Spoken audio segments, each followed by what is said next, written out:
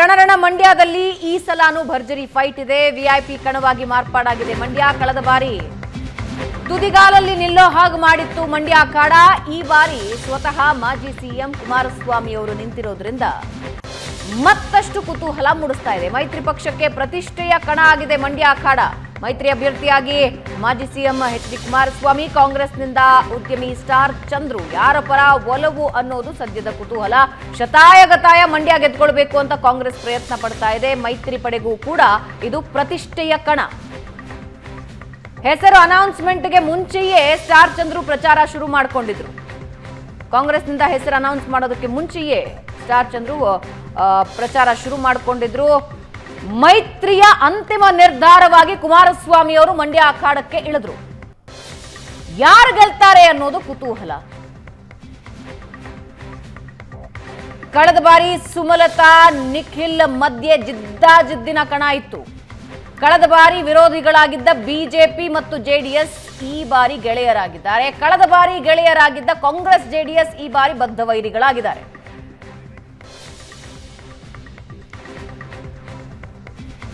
ಹಾಗಾದ್ರೆ ಹೇಗಿದೆ ಮಂಡ್ಯ ಅಖಾಡ? ಇದ್ರ ಬಗ್ಗೆ ನಮಗೆ ಇನ್ನಷ್ಟು ಮಾಹಿತಿ ಹಂಚ್ಕೊಳ್ತಾರೆ ನಂದನ್ ನಮ್ಮ ಜೊತೆ ಲೈವ್ ನಲ್ಲಿ ಜಾಯ್ನ್ ಆಗ್ತಿದ್ದಾರೆ. ಮಂಡ್ಯ ಏನಂತ ಇದೆ ನಂದನ್?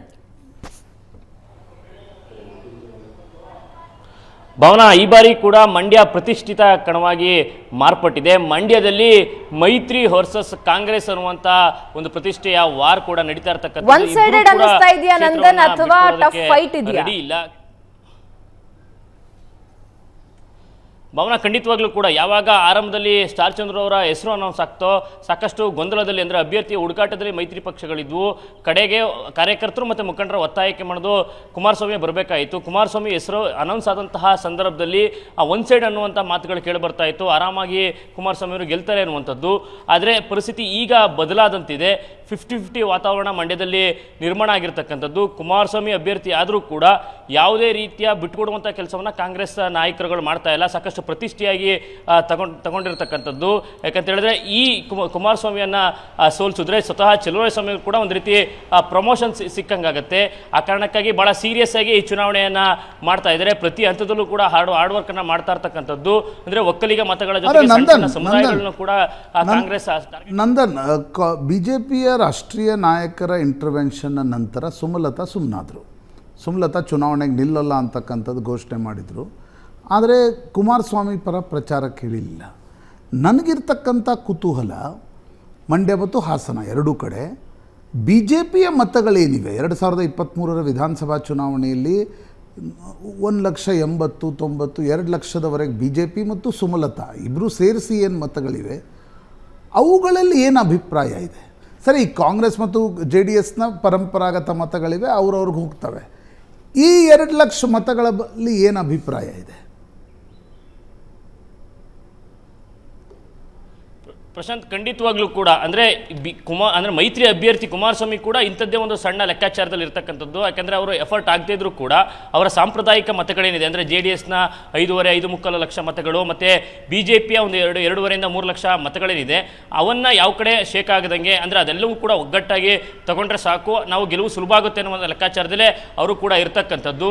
ಯಾವಾಗ ಮೈತ್ರಿ ಆಗ್ತೋ, ಯಾವಾಗ ಕುಮಾರಸ್ವಾಮಿ ಅಭ್ಯರ್ಥಿ ಆದರೂ ಮನಸ್ಪೂರ್ವಕವಾಗಿ ಬಿ ಜೆ ಪಿಯ ಕಾರ್ಯಕರ್ತರುಗಳಾಗಲಿ ಮುಖಂಡರುಗಳಾಗಲಿ ಒಪ್ಕೊಂಡಿರ್ತಕ್ಕಂಥದ್ದು. ಅಂದರೆ ತಮ್ಮದೇ ಅಭ್ಯರ್ಥಿ ಅಂತ ಭಾವನೆಯಲ್ಲಿ ಅವರು ಚುನಾವಣೆಯಲ್ಲಿ ಕೆಲಸ ಮಾಡ್ತಾ ಇದ್ದಾರೆ. ಅಂದರೆ ಮೋದಿಯ ಪ್ರಭಾವ ಒಂದಷ್ಟು ಇಲ್ಲಿ ವರ್ಕ್ ಆಗ್ತಾ ಇದೆ. ಇತ್ತೀಚೆಗಷ್ಟೇ ಮೈಸೂರಿಗೂ ಬಂದು ಅವರು ಪ್ರಚಾರವನ್ನು ಕೂಡ ನಡೆಸಿದ್ರು. ಅದೆಲ್ಲವೂ ಕೂಡ ಇಲ್ಲಿ ಪ್ಲಸ್ ಪಾಯಿಂಟ್ ಆಗ್ತಾ ಇರ್ತಕ್ಕಂಥದ್ದು. ಅಂದರೆ ಬಿ ಜೆ ಪಿಯ ಟ್ರೆಡಿಷನಲ್ ವೋಟ್ಸ್ ಅಂತ ಏನಿದೆ ಅದೆಲ್ಲೂ ಕೂಡ ಆಚೆ ಈಚೆ ಆಗದಿರೋ ರೀತಿಯಲ್ಲಿ ಮೈತ್ರಿ ಅಭ್ಯರ್ಥಿಗೆ ಬರುವಂತಹ ರೀತಿಯಲ್ಲಿ ಮುಖಂಡರುಗಳು ಕೂಡ ನೋಡ್ಕೊಡ್ತಾ ಇರ್ತಕ್ಕಂಥದ್ದು. ಅಂದರೆ ಜೆ ಡಿ ಎಸ್ ಮತ್ತು ಬಿ ಜೆ ಪಿಯ ಏನು ಸಾಂಪ್ರದಾಯಿಕ ಮತಗಳಿದೆ ಅವನ್ನು ನಾವು ಒಟ್ಟಾಗಿಡಿಸ್ಕೊಡ್ಬೇಕು ಅನ್ನುವಂಥ ನಿಟ್ಟಿನಲ್ಲಿ ಎಲ್ಲ ರೀತಿಯ ಶತಪ್ರಯತ್ನಗಳು ಕೂಡ ಆಗ್ತಾ ಇರ್ತಕ್ಕಂಥದ್ದು. ಆ ಕಾರಣಕ್ಕಾಗಿ ಒಂದಷ್ಟು ಸಮಾವೇಶಗಳ ಮೂಲಕ, ರೋಡ್ ಶೋಗಳ ಮೂಲಕ ಏನು ಮುಖಂಡರುಗಳು, ಎರಡೂ ಪಕ್ಷದ ಮುಖಂಡರುಗಳನ್ನು ವಿಶ್ವಾಸಕ್ಕೆ ತಗೊಳ್ಳೋದ್ರ ಮೂಲಕ ಏನು ಬೇಸಿಕ್ ಏನಿದೆ ಅಷ್ಟರ ಮಟ್ಟಕ್ಕಷ್ಟೇ ಚುನಾವಣೆಯನ್ನು ಕುಮಾರಸ್ವಾಮಿ ಅವರ ನೇತೃತ್ವದಲ್ಲಿ ಮಾಡ್ತಾ ಇರ್ತಕ್ಕಂಥದ್ದು. ಒಂದು ಕಡೆ ಕಾಂಗ್ರೆಸ್ ಬಹಳಷ್ಟು ಹಾರ್ಡ್ ವರ್ಕ್ ಮಾಡ್ತಾ ಇದೆ. ಸಣ್ಣ ಪುಟ್ಟ ಸಮುದಾಯಗಳನ್ನು ಕೂಡ ಕಾಂಗ್ರೆಸ್ ಫೋಕಸ್ ಅನ್ನು ಮಾಡ್ತಾ ಇದೆ. ಯಾಕಂತ ಹೇಳಿದ್ರೆ ಬಹಳಷ್ಟು ಚಾಲೆಂಜಿಂಗ್ ಆಗಿ ಈ ಚುನಾವಣೆಯನ್ನು ಕಾಂಗ್ರೆಸ್ ತೆಗೆದುಕೊಂಡಿರ್ತಕ್ಕಂಥದ್ದು. ಯಾಕಂತೇಳಿದ್ರೆ ಕುಮಾರಸ್ವಾಮಿ ಅವರ ಹೆಸರು ಅನೌನ್ಸ್ ಆದಂತಹ ಸಂದರ್ಭದಲ್ಲಿ ಎಲ್ಲರೂ ಕೂಡ ಊಹಿಸಿದ್ರು ಇದು ಒನ್ ಸೈಡೆಡ್ ಚುನಾವಣೆ ಆಗ್ಬಿಡುತ್ತೆ. ನಂದನ್, ವ್ಯಕ್ತಿಗಳನ್ನು ಬಿಟ್ಟು ನೋಡಿದಾಗ ಮೋದಿ 5 ಗ್ಯಾರಂಟಿಗಳು ಇದರ ಬಗ್ಗೆ ಏನು ಟ್ರ್ಯಾಕ್ಷನ್ ಇದೆ, ಯಾವ ಸಮುದಾಯದಲ್ಲಿ ಜಾಸ್ತಿ ಇದೆ? ಈಗ ಮೋದಿ ಮಂಡ್ಯದ ಚುನಾವಣೆಯಲ್ಲಿ ಫ್ಯಾಕ್ಟರ್ ಹೌದಾ ಅಲ್ವಾ?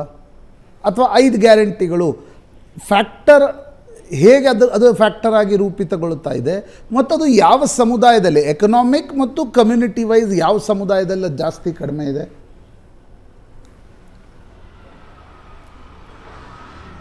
ಪ್ರಶಾಂತ್, ಖಂಡಿತವಾಗ್ಲೂ ಕೂಡ ಮೋದಿ ಫ್ಯಾಕ್ಟರ್ ಅನ್ನುವಂಥದ್ದು ಮಂಡ್ಯದಲ್ಲೂ ಕೂಡ ವರ್ಕೌಟ್ ಆಗ್ತಾ ಇದೆ. ಅಂದರೆ ದೇಶದ ಮೇಲಿನ ಅಭಿಮಾನ, ಮೋದಿಯವರ ಮೇಲಿನ ಅಭಿಮಾನ, ಏನು BJPಯ ಕಾರ್ಯಕರ್ತರುಗಳಿದೆ ಅದು 2.5-3 ಲಕ್ಷ ಮತಗಳೇನಿರ್ತಕ್ಕಂಥದ್ದು ಅದು ಒಂದು ಬಹುಪಾಲು BJPಗೆ ಮತ್ತು ಮೈತ್ರಿ ಅಭ್ಯರ್ಥಿಗೆ ಸಿಗುವಂಥದ್ದು. ಮತ್ತೊಂದು ಕಡೆ ಗ್ಯಾರಂಟಿ ವರ್ಕೌಟ್ ಆಗುತ್ತೆ ಅನ್ನುವಂಥ ಲೆಕ್ಕಾಚಾರ ಕಾಂಗ್ರೆಸ್ ಕೂಡ ಇದೆ. ಮಂಡ್ಯದಲ್ಲಿ ಬಹುತೇಕ ನಿರ್ಣಾಯಕ ಅಂತ ಹೇಳಿದ್ರೆ ಒಕ್ಕಲಿಗ ಮತಗಳು, ಬಹುಶಃ 7-8 ಲಕ್ಷ ಒಕ್ಕಲಿಗ ಮತಗಳಿರ್ತವೆ. ಅದು ಅವರು ಯಾರ ಪರ ಇರ್ತಾರೆ ಅವರೇ ಗೆಲುವಿನ ಆದಿಯನ್ನು ಸುಗಮವಾಗಿ ತಲುಪ್ತಾರೆ ಅನ್ನುವಂಥದ್ದು. ಆ ಕಾರಣಕ್ಕಾಗಿ JDS ಈ ಕಡೆ ಒಕ್ಕಲಿಗ ಮತಗಳನ್ನು ಟಾರ್ಗೆಟ್ ಮಾಡ್ತಾ ಇದೆ. ಆದರೆ ಗ್ಯಾರಂಟಿ ಒಕ್ಕಲಿಗ ಮತಗಳಲ್ಲಿ ಅಷ್ಟಾಗಿ ವರ್ಕೌಟ್ ಆಗ್ತಾ ಇಲ್ಲ ಅನ್ಸುತ್ತೆ. ಆದರೆ ಕಾಂಗ್ರೆಸ್ ನೀರಿನ ವಿಷಯ ಎಫೆಕ್ಟ್ ಮಾಡುತ್ತಾ ಈ ಬಾರಿ ಎಲೆಕ್ಷನ್ ನಲ್ಲಿ? ನೀರು ಬಿಡದೇ ಇರೋ ವಿಷಯ, ಯಾಕಂದ್ರೆ ಕಳೆದ ಬಾರಿ ಮಂಡ್ಯಕ್ಕೆ ಹೋದಾಗ ಬಹಳಷ್ಟು ರೈತರು ಇದ್ರ ಬಗ್ಗೆ ಮೆನ್ಷನ್ ಮಾಡ್ತಾ ಇದ್ರು, ನೀರು ಬಿಟ್ಟಿಲ್ಲ ಅನ್ನೋದು. ಇದು ಇಫೆಕ್ಟ್ ಮಾಡುತ್ತಾ ವೋಟ್ ಮೇಲೆ? ಭವನ, ಖಂಡಿತವಾಗ್ಲೂ ಈ ಚುನಾವಣೆ ಮೈತ್ರಿ ಪಕ್ಷಕ್ಕೆ ಅಸ್ತ್ರ ಆಗಿರುವಂಥದ್ದೇ ಭಾಳ ನೀರಿನ ವಿಚಾರ. ಯಾಕಂತ ಹೇಳಿದ್ರೆ ಕಾವೇರಿ ನೀರು ಅನ್ನುವಂಥದ್ದು ಮಂಡ್ಯ ಜನರಿಗೆ ಭಾಳ ಭಾವನಾತ್ಮಕವಾದಂಥ ವಿಚಾರ. ಅದರಲ್ಲೂ ಕೂಡ KRS ಅಣೆಕಟ್ಟೆ ಜೊತೆ ಒಂದು ಅವಿನಾಭಾವ ಸಂಬಂಧವನ್ನು ಮಂಡ್ಯ ಜನರು ಇಟ್ಕೊಳ್ತಿರ್ತಕ್ಕಂಥದ್ದು. ಈ ಬಾರಿ ನಿರೀಕ್ಷಿತ ಪ್ರಮಾಣದಲ್ಲಿ ಮಳೆಯಾಗಿಲ್ಲ. ಬೆಳೆದು ನಿಂತಿರೋ ಬೆಳೆಗಳೆಲ್ಲವೂ ಕೂಡ ಒಣಗ್ತಾ ಇದೆ. ನಾಲೆ ಆಧುನೀಕರಣ ಹೆಸರಿನಲ್ಲಿ ನೀರು ಕೂಡ ಇನ್ನು ನಾಲೆಗಳಿಗೆ ಹರಿಸಿಲ್ಲ. ಆ ಕಾರಣಕ್ಕಾಗಿ ಸರ್ಕಾರದ ವಿರುದ್ಧ, ಸಚಿವರ ವಿರುದ್ಧ ಸಹಜವಾಗಿ ಅಸಮಾಧಾನ ಮಂಡ್ಯದ ರೈತರು ಇರ್ತಕ್ಕಂಥದ್ದು. ಮತ್ತೊಂದು ಕಡೆ ಏನು ಸುಪ್ರೀಂ ಕೋರ್ಟ್ ಆದೇಶದ ನೆಪದಲ್ಲಿ, ಅಂದರೆ ಈ ಹಿಂದೆಯೇ ತಮಿಳುನಾಡಿಗೆ ನೀರನ್ನು ಹರಿಸಲಾಗಿತ್ತು, ಆ ಅಸಮಾಧಾನವೂ ಕೂಡ ಇತ್ತು. ಈಗ ಅದನ್ನೇ ಮೈತ್ರಿ ಪಕ್ಷಗಳು ಅಸ್ತ್ರವನ್ನ ಮಾಡ್ಕೊಂಡಿರ್ತಕ್ಕಂಥದ್ದು. ಅಂದ್ರೆ ನೀರಿನ ವಿಚಾರದಲ್ಲಿ, ಕಾವೇರಿ ವಿಚಾರದಲ್ಲಿ ಏನೆಲ್ಲ ಅನ್ಯಾಯ ಆಗಿದೆಯೋ ಈ ಬಾರಿ ನನ್ನನ್ನು ಗೆಲ್ಲಿಸಿದ್ರೆ ಅದೆಲ್ಲಕ್ಕೂ ಕೂಡ ಪರಿಹಾರ ಕೊಡಿಸುವಂತ ಕೆಲಸವನ್ನ ಮಾಡ್ತೀನಿ ಅನ್ನುವಂಥ ಪ್ರಾಮಿಸ್ ಅನ್ನ ಕುಮಾರಸ್ವಾಮಿ ಮಾಡ್ತಾ ಇರ್ತಕ್ಕಂಥದ್ದು. ಭಾವನಾ, ರೈಟ್, ಧನ್ಯವಾದ ನಂದನ್.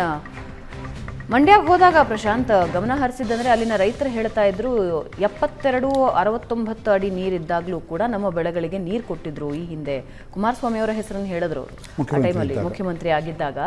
ಬರ ಇದ್ದ ಸಂದರ್ಭದಲ್ಲೂ ಕೂಡ ನೀರು ಬಿಟ್ಟಿದ್ರು. ಈಗ 92 ಅಡಿಗಳಿದ್ರು ನಮಗೆ ನೀರು ಬಿಟ್ಟಿಲ್ಲ ಅನ್ನೋ ಒಂದು ಸಣ್ಣ ಅಸಮಾಧಾನ ರೈತರಲ್ಲಿತ್ತು. Is it gonna effect? ಅದನ್ನು ನೋಡಬೇಕಾಗತ್ತೆ ಯಾವ ರೀತಿ ಎಫೆಕ್ಟ್ ಮಾಡುತ್ತೆ ಅಂತ. ಸದ್ಯಕ್ಕಂತೂ ಕಾಟೇಕಿ ಟಕ್ಕರ್ ಅಂತ ಅನ್ನಿಸ್ತಾ ಇದೆ. ಕಾಂಗ್ರೆಸ್ ಶತಾಯಗತಾಯ ಅಂತ ಇದ್ದಾರೆ. ಜೊತೆಗೆ ಯಾರ್ಯಾರು ಟ್ರೆಡಿಷನಲ್ ವೋಟರ್ಸ್ ಇದ್ದಾರಲ್ಲ ಕುಮಾರಸ್ವಾಮಿ ಅವರಿಗೆ, ಅವರು ನಾವು ಕುಮಾರಸ್ವಾಮಿ ನೀವು ಮಂಡ್ಯಕ್ಕೆ ಹೋದಾಗ ಬರೋಣ, DK ಶಿವಕುಮಾರ್ ಮುಖ್ಯಮಂತ್ರಿ ಆಗಬೇಕು ಅನ್ನುವ ಕಾರಣಕ್ಕೋಸ್ಕರ ಲೋಕಸಭಾ ವೋಟಿಂಗ್ ಮಾಡ್ತೀವಿ ಅನ್ನೋದನ್ನ ಜನ ಮಾತಾಡ್ತಾ ಇದ್ದಾರೆ. ಆ ಪ್ರಶ್ನೆ ನಾನು ಕೇಳಿದಾಗ ನಾವು ಈಗಾಗಲೇ ವೋಟ್ ಹಾಕಿದ್ದೀವಲ್ಲ ಅನ್ನೋ ಒಂದು ಉತ್ತರ ಬಂತು. ವಿಧಾನಸಭಾಲಿ CM ಆಗ್ತಾರೆ ಅಂತ ಹೇಳಿದ್ರು, ನಾವು ಅವಾಗ ವೋಟ್ ಹಾಕಿದ್ದೀವಿ, ಇವಾಗ ಯಾಕೆ ಹಾಕಬೇಕು ಅನ್ನೋ ಒಂದು ಪ್ರಶ್ನೆನೂ ಕೇಳಿದ್ರು. ಕೆಲವರು DK ಶಿವಕುಮಾರ್ CM ಆಗಬೇಕು ಅನ್ನೋ ಇಚ್ಛೆಯನ್ನು ಕೂಡ ವ್ಯಕ್ತಪಡಿಸಿದ್ರು. ಬಟ್ ಅಲ್ಲಿ ಜನ ಕ್ಲಾರಿಟಿ ಇದೆ, ವಿಧಾನಸಭಾ ಮತ್ತು ಲೋಕಸಭಾ ವಿಷಯದಲ್ಲಿ ಅವರಿಗೆ ಕ್ಲಾರಿಟಿ ಇದೆ.